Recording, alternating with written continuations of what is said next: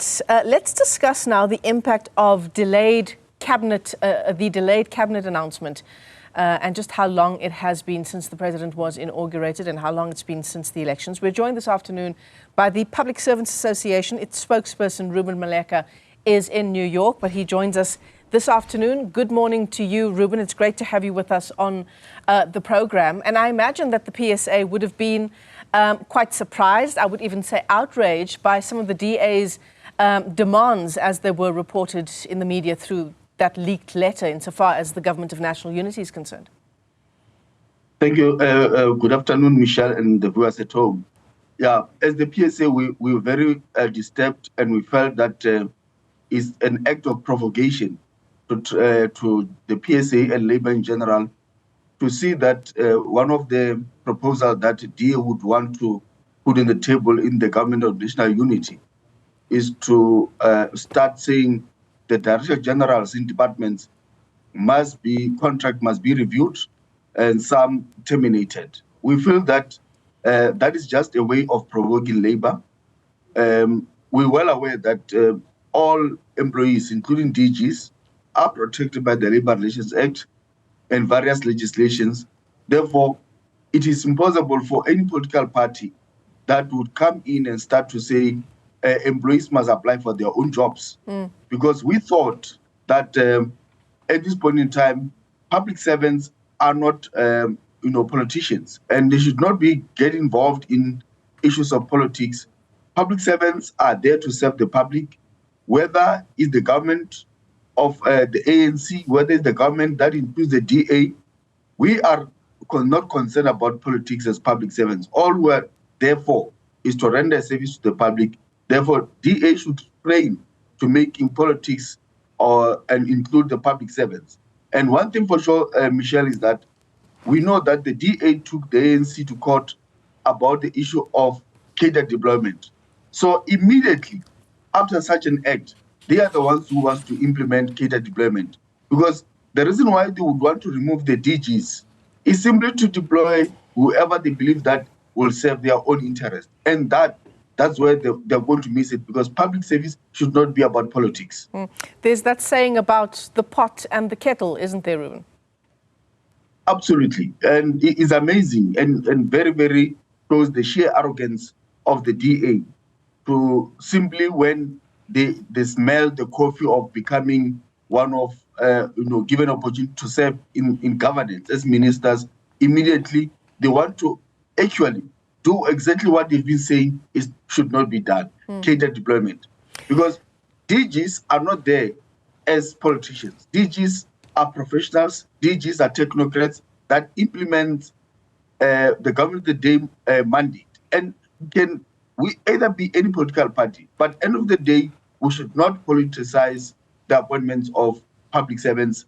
Public servants are there as employees to serve, and we call upon DA to refrain from attacking public servants. We know the attitude of saying public service is bloated, public servants are overpaid.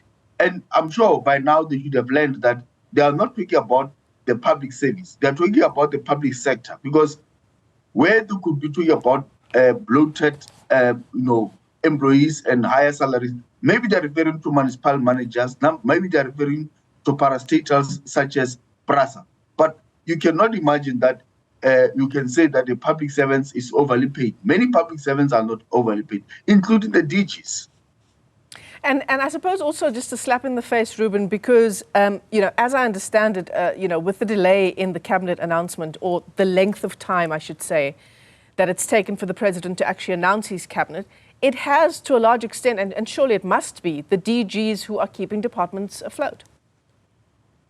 Absolutely. And that is the one thing that as Labour we have been actually on the sidelines talking about since the formation of the Government of National Unity, to say, who's going to be the Minister for Public Service Administration? Because that is very critical. We would not want to see a situation where we are going to call a strike a week after a week, simply because somebody comes there with policies such as the one that DA are proposing. Because if you're going to have that kind of proposals, that is where you're going to see a non-working public service, a stalled public service, we'll see the borders of this country closed for days and days, because we would not want an attitude where public servants are attacked. DGs have contracts, certainly. These are contracts that must be honoured.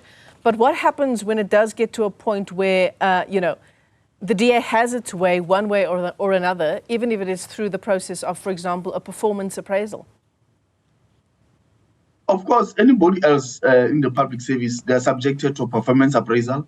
And that is perhaps where the DA must go, instead of looking at terminating DG's contract simply because they believe that they are being deployed somewhere else.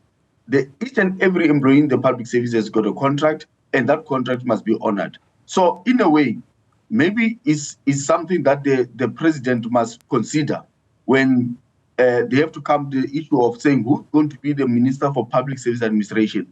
Because if it's going to be an attacking, antagonistic person against labor or against the public service, I'm sure the president would regret that, because we don't want disruptions and we don't want to see the public service that is not working. Since that leaked letter from the Democratic Alliance, Reuben Maleka, have you heard any kind of response from DGs themselves to what was proposed in that letter? Look, most of the DGs are members of the PSA. They've noted, and some of them, they've even contacted us to say what would be the recourse or protection against them if indeed that we find ourselves the Minister for Public Service Administration coming from DA.